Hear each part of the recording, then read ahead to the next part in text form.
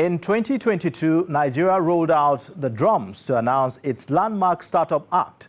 The act seeks to provide businesses leveraging digital technology with easy access to registrations, information, resources, incentives, collaboration, and linkages.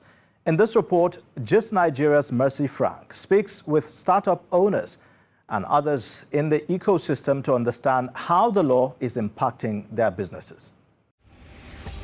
The Nigerian Start-up Act 2022 has been passed into law.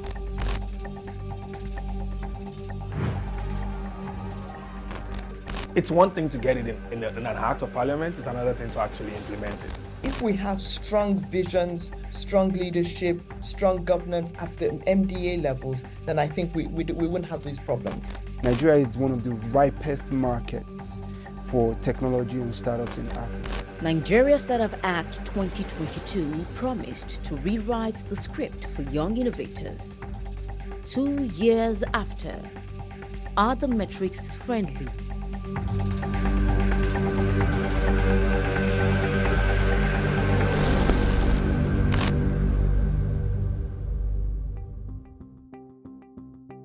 Startups are responsible for the emergence of personal computers, the internet, and other technology innovations. A 2022 statistics by Microsoft indicates there are 150 million startups in the world, with 50 million new startups launching every year and 137,000 emerging every day.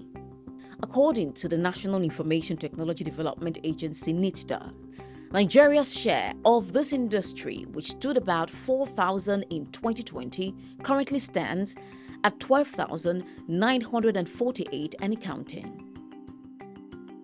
Despite this surge in startups, WeTracker, a Pan-African research company, reports that the rate of failure in Nigeria is at 61.07%. This means for every 100 startups that opens business, more than half will go belly up. This places Nigeria top on the list of countries with the most number of startups shut down in Africa. To protect the startup ecosystem from further damage, former President Muhammadu Buhari signed the Nigeria Start-up Act 2022. I personally didn't expect the acceptance that the Start-up Act got from the public sector. I think it was one of the fastest bills that was passed into law, in my opinion, from my own assessment of it. 2 years after, has the Nigeria Start-up Act delivered? Olushola Amusan is co-founder of Vesti, a startup that simplifies global immigration and transborder payments.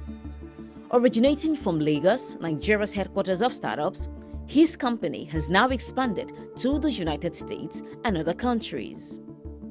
As somebody who has done this for 10 to 15 years, I can tell you categorically that things have gotten way better than they were before. We've raised a little above $2 million, and that wouldn't perhaps not have been possible without this. And this has been within the last 3 years of this particular startup act that has been set up. For Olushola, companies like his offers huge potential to the economy, but for some challenges. What they say is, to be successful as an entrepreneur anywhere else around the world, you just need to be determined. To be successful as an entrepreneur in Nigeria, you need to be ready to die. And from battling with, the economic condition, power, which is obviously something everybody talks about, finding talent, the uniqueness of our environment in terms of infrastructure, so we're talking internet access. While Olushola's venture caters to the middle class, there is Ifeanyi Mora, founder of Yada, a Kaduna-based fintech platform providing financial services to users who have limited or no access to internet-based tools. Still at the bootstrap stage, where his personal savings or money borrowed from friends and family funds the business, he sees his future in the act. The tax reliefs, those tax breaks that startups, especially budding companies like ours, will begin to enjoy, giving us the leeway to be able to innovate better, and giving us that chance to be able to strive to succeed in our visions. Also, the fact that there are certain hubs that can be empowered to incubate and accelerate, startups like ours is also a huge gain. Ifanyi admits location plays a huge role. If we can attract investment to this part of the country, especially in Kaduna, we know it takes a while. We notice the Lagos people have the advantage over us because of course, the vantage position Lagos plays as the commercial capital of Nigeria.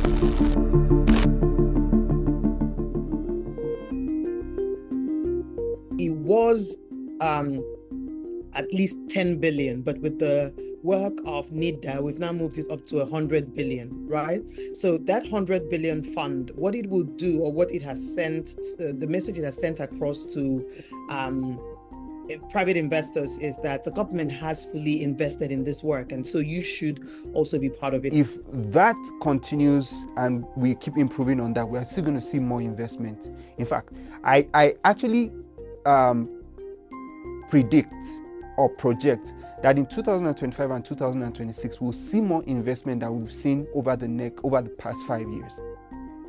One key concern from private sector players is government transition. I think it's the political layer that has the change, not the civil service layer. So I think my point is, how do we ensure that the civil service layer can also build that continuity without even with minimal interference from the political layer?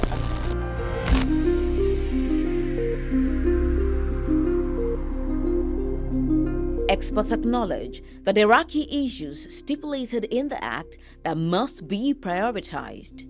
From investment, compared to the previous years, the amount of foreign investment that we've had this year hasn't been what we projected. And the reason is simple. When the Naira started to fluctuate a bit, when things like that starts happening, it sort of makes investors cringe. to data privacy, the consumers need to understand, what did I give consent for, and how do I ensure consent? women founders, Ecosystem partners, innovation support networks that are fully supporting women on the served areas will get more priority around implementation, around capacity building, around funding. and intellectual property rights. A lot of our laws are also outdated regarding some of the new concepts that we're dealing with. What we're seeing now is a lot of the startups are going to different jurisdictions for their intellectual property filings. A lot of people don't really know, so they don't even know if their idea is patentable and what type of trademark or intellectual property seal they put on that idea.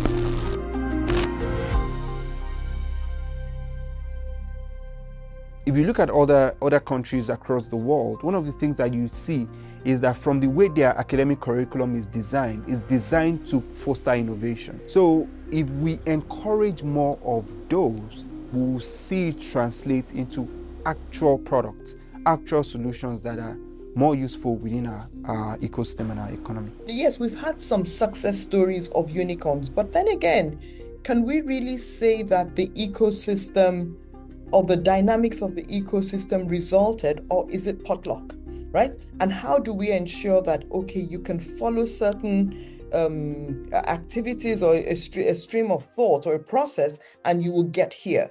And I think that's what we need to do, so that there's a more concerted and systemic effort around building these unicorns. The future holds promises for thousands of Nigerian innovators like Olushola Amusan and Ifanyi Mora. Yet, experts say deliberate domestication of support and consistent review of the startup legislative piece, among others, are a must to position Nigeria as a global tech powerhouse. Mercy Frank, Gist Nigeria.